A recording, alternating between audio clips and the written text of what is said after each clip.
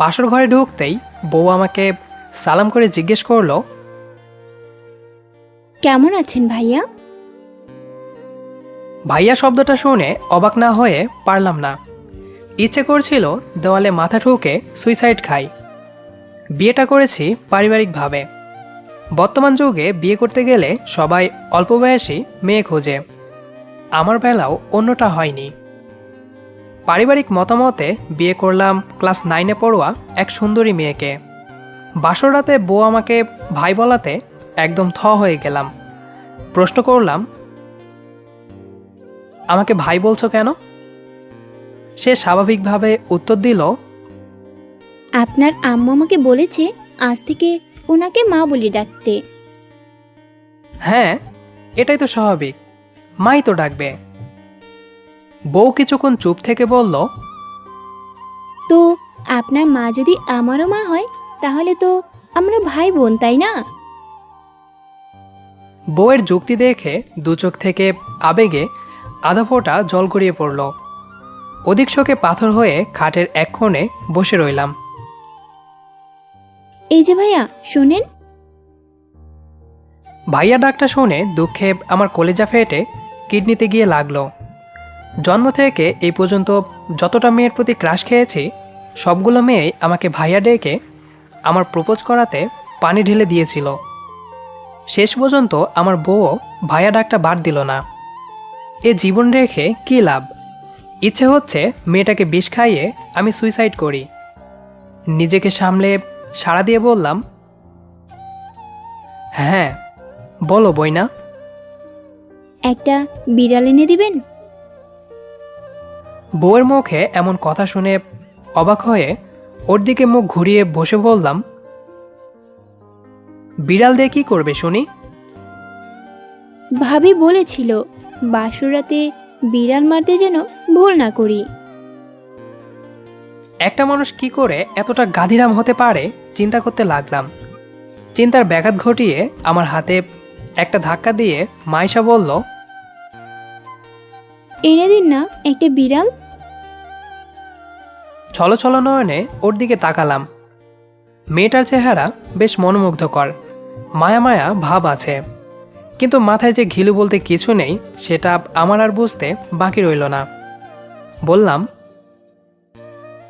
আচ্ছা ঠিক আছে, কালকে বাজার থেকে একটা বিড়ালের বাচ্চা এনে দিব তোমাকে। কিন্তু ভাবি বলল তো প্রথম রাতে বিড়াল মারতে। রেগে গিয়ে বললাম, তো ভাবির বাড়ি থেকে একটা বিড়াল নিয়ে আসলেই পারতা। আমার মতো সাদাসিধে ছেলের সাথে কেন এমন করছো? বউ চুপচাপ শুয়ে পড়ল বিছানায়। বউয়ের কাজালাপ দেখে মনে হচ্ছে আজও আমাকে ব্যাচেলারদের মতো রাত কাটাতে হবে। সব ইচ্ছে মনের মধ্যে ধামাচাপা দিয়ে মাঝখানে একটা কোলবালিশ দিয়ে আমিও শুয়ে পড়লাম। মাঝরাতে বউ আমাদের মাঝের কোলবালিশটা সরিয়ে আমাকে জড়িয়ে ধরে বলল, ভাইয়া আমার না খুব ভয় লাগছে।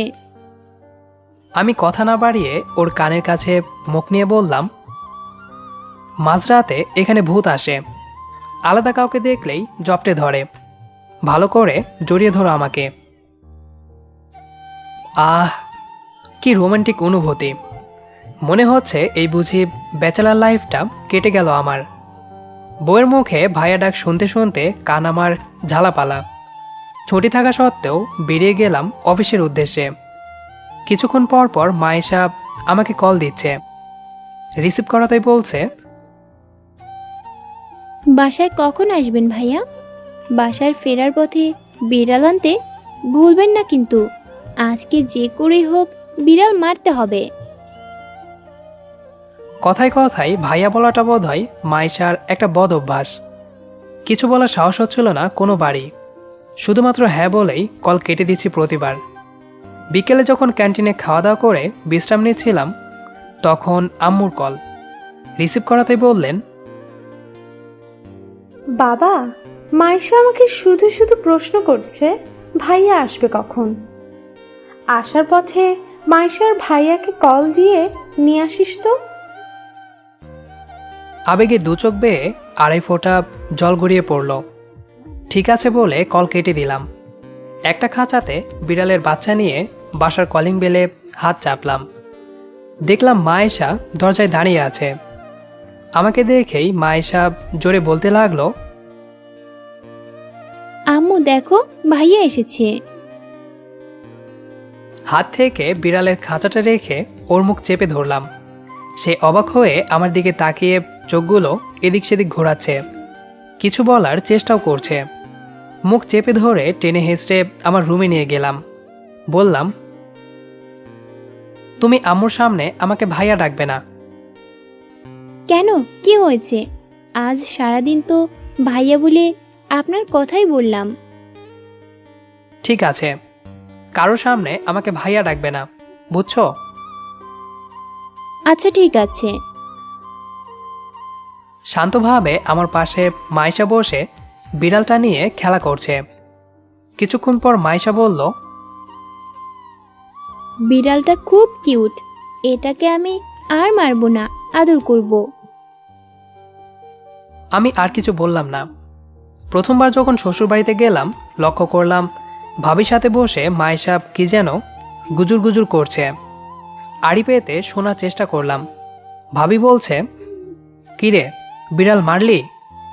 মায়েশা উত্তর দিল, উনি বিড়াল কিনে এনে দিয়েছিলেন, কিন্তু বিড়ালের বাচ্চাটা দেখে খুব মায়া হলো, তাই এটাকে বাসাতেই রেখে দিয়েছি। দুঃখে আমার মরে যেতে ইচ্ছে হলো। লক্ষ্য করলাম ভাবি মিটমিট হাসছে। অল্প কিছুদিনের মধ্যে আমাদের সম্পর্ক খুব ঘনিষ্ঠতায় পৌঁছালো, কিন্তু মাইশার মুখের ভায়া ডাকটা সরাতে পারলাম না আর। যাই হোক, ব্যাচেলার লাইফ থেকে তো মুক্তি পেলাম। তবে মেয়েটা আমাকে ছাড়া কিছু বুঝে না, কিন্তু সবসময় আমার পিছু পড়েই থাকে। বিয়ের 5 মাস যেতেই লক্ষ্য করলাম মাইশা ঘন ঘন বমি করছে। আম্মুও কেমন জানি দুষ্টুমির নজরে আমার দিকে তাকায়। বেশ হাসি খুশি পরিবারের সবাই, কিন্তু কেমন জানি সবাই এড়িয়ে চলছে আমাকে। রাত হতে মাইশাকে জড়িয়ে ধরে জিজ্ঞেস করলাম, আচ্ছা, সবাই আমাকে এভাবে এড়িয়ে চলছে কেন? বিশ্বাস করেন রাসেল ভাই, এরপর যা শুনলাম আমি তা শোনার জন্য মোটেও প্রস্তুত ছিলাম না। মাইশা মিটমিট হাসলো, আমার বুকে মুখ লুকালো, আস্তে করে বলল, আপনি মামা হতে চলেছেন। বউ আমার বুকে মুখ লুকিয়ে তারপর বলল, আপনি মামা হতে চলেছেন। সেই দুঃখে আমি মনে মনে বিষ খেয়ে ফেললাম। এই বুঝি বুকটা মোচড় দিয়ে উঠল। ফিলিংস আনার চেষ্টা করলাম, কিন্তু বুকের মধ্যে বউ একটা থাবড় দিতেই আমার সব ফিলিংস হারিয়ে গেল।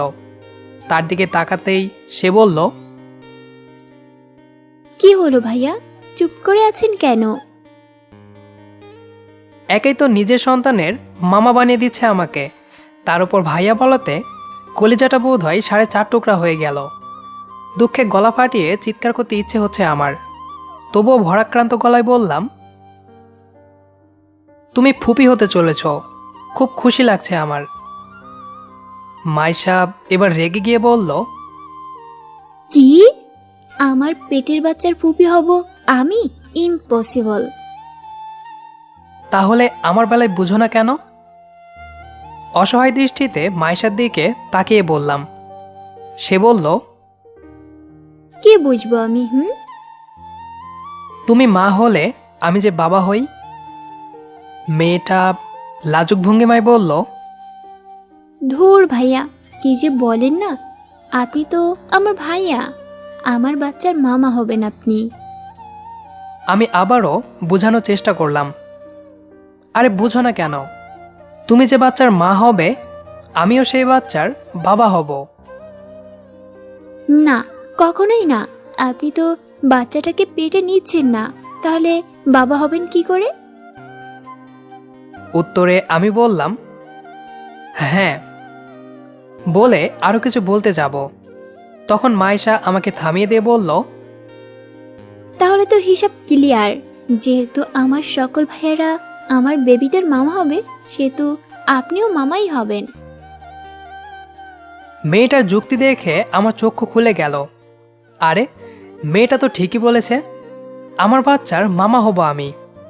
আবেগে দু চোখ থেকে আধা ফোঁটা নোনা জল বের করার চেষ্টা করেও পারলাম না। চোখের পানিগুলো বেইমানি করছে আমার সাথে। যা, পৃথিবীর সব কিছুই বেইমান। বন্ধু শাওনের কাছে গেলাম বুদ্ধি নেওয়ার জন্য, কিভাবে মেয়েটার মুখ থেকে ভাইয়া টাকার ভোটটা ছাড়ানো যায়। বন্ধুগুলোও স্বার্থপর। আমার এই দুঃখের কথা শুনে হামাগুড়ি দিয়ে হাসতে লাগলো শালা। নিজেকে সামলে নিয়ে বললাম, হালা, হেল্প করবি নাকি চলে যাব? শাওন হাসি থামিয়ে বলল, যদি তুই মামা হোস তাহলে বাবাটা কে হবে রে? বলে আবারও হাসতে লাগলো। বললাম, মজা করা বাদ দিয়ে পারলে আমাকে উদ্ধার কর। আচ্ছা, তুই ভাবিকে কি বলে ডাকিস? নাম ধরে। রাগ উঠলে বইনাও বলি। ঠিক আছে, তাহলে আজ থেকে বইনা ডাকার মাত্রা আরও বাড়িয়ে দে। ঠিক 2 দিন পর আবার আসিস। আসার সময় ভাবির হাতের বানানো বিরিয়ানি নিয়ে আসিস, নয়তো বুদ্ধি দেওয়াতে আমি আর নেই। বন্ধুগুলা বিপদেও মজা নাই। আমি আর কিছু না বলে চলে আসলাম বাসায়। রুমে ঢুকতেই বউকে বললাম, বইনা, কি করো? এই তো ভাইয়া, বিড়ালের বাচ্চাটাকে আপনার আনা চকলেটগুলো খাওয়াচ্ছি। রাগ উঠলেও নিজেকে সামলে বললাম, আমি তো এগুলো তোমার জন্য এনেছিলাম বইনা। বিশ্বাস করেন রাসেল ভাই, তারপর মায়েশা যা বলল তার জন্য একদম প্রস্তুত ছিলাম না। সে বলল, ভাবি বলেছে বিড়ালটা বড় হলে নিজের খাবার থেকেও বিড়ালকে কিছু দিতে হবে। মনে মনে বললাম, শালির ভাবিটা একটা শয়তানের আগাগোড়া মাথা সব। আস্তে করে বললাম, ঠিক আছে, খাওয়াও, যত পারো খাওয়াও। বিড়াল মারা তো আর শেখনি, পারলে আমার ভাগেরগুলোও খাওয়াও। কিছু বললেন? না, কখনোই না। আমি কি তোমাকে কিছু বলতে পারি? মন ভরা দুঃখ নিয়ে রুম থেকে বের হয়ে আসলাম। বন্ধুর বুদ্ধি ফলো করতে গিয়ে কিছুক্ষণ পর আবারও বললাম, বইনা, কি করো? এই তো ভাইয়া, ভাবির সাথে কথা বলে শুইলাম মাত্র। তা কি বললো ভাবি? বলল বিড়ালটাকে বেশি করে খাওয়াতে, এটা তাজা হলে নাকি আমার পেটের বাবুটা অনেক সুস্থ থাকবে। কিছু না বলে সাথে সাথে এক গ্লাস পানি খেয়ে আত্মহত্যা করলাম। ভাবি বলেছে কি আর মেয়েটা বুঝছে কি? তা বলছি কি, আমি তো তোমার ভাইয়া, তাই না? 2 দিন পর বন্ধু থেকে বুদ্ধি নিয়ে আবারও আসলাম মায়েশার কাছে। যদিও শালা বিরিয়ানি খাওয়াটা ছাড় দেয়নি। এই 2 দিন ঘন ঘন বইনা বলতে বলতে আমাদের মধ্যে ভাই বোনের সংখ্যা খুব বেড়ে উঠেছে। বন্ধুর বুদ্ধি শুনে বাসায় ফিরে বউকে বললাম, আমি তো তোমার ভাইয়া, তাই না? অবশ্যই। এক কথায় উত্তর দিল মাইশা। তা ভাইয়ার যে বিয়ের বয়স পেরিয়ে যাচ্ছে সে খেয়াল কি তোমার আছে? এমন কথা শোনার পর মাইশা আমার দিকে ভ্রুকুচকে তাকালো। তারপর বলল, আরে ঠিকই তো, একদম চিন্তা করবেন না, 2 দিন সময় দিন। মনে ভয় ঢুকে গেল আমার। যে মেয়ে আমাকে দ্বিতীয় বিয়ে করাতেও তার আটকাবে না কিছুতে। ভয়ে ভয়ে বললাম, না বোন, আমি বিয়ে করতে চাই না, মজা করলাম একটু। আমি তোমাকে নিয়েই বেশ সুখে আছি বইনা। ধুর হাদারাম, বিয়ের বয়স হলে তো বিয়ে করাতেই হবে। বুকের ধুকপুকানি বেড়ে গেল। বউ আমাকে আরেকটা বিয়ে করাবে, তাকে কন্ট্রোলে আনার জন্য বললাম,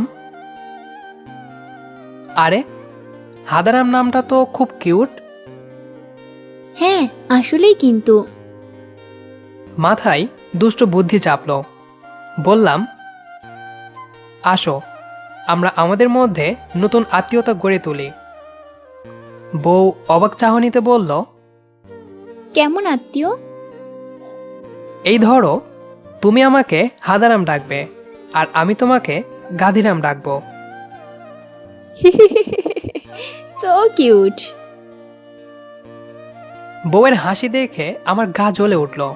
তবুও এই হাদারাম আর গাদিরাম ডাকের মধ্যেও যদি আমাদের ভাই বোনের সম্পর্ক শেষ হয় ওই আশায় আছি। কয়েক মাসের ব্যবধানে আমাদের সম্পর্ক অন্যরকমে গিয়ে পৌঁছালো। আমরা একজন আরেকজনকে হাদারাম আর গাদিরাম বলে ডাকি। মাই শার্পেট দিনে দিনে খুব বড় হয়ে যাচ্ছে, শরীরটাও কেমন ভারী হয়ে যাচ্ছে। ফুটফুটে এক মেয়ে বাচ্চার মামা হলাম আমি, মাইশা হলো বাচ্চাটার মা। ভাবতেই অবাক লাগছে, মাইশা যে বাচ্চার মা, আমি সেই বাচ্চার মামা। হাসপাতাল থেকে বাসায় আসার পর মাইশা আমাকে প্রশ্ন করলো,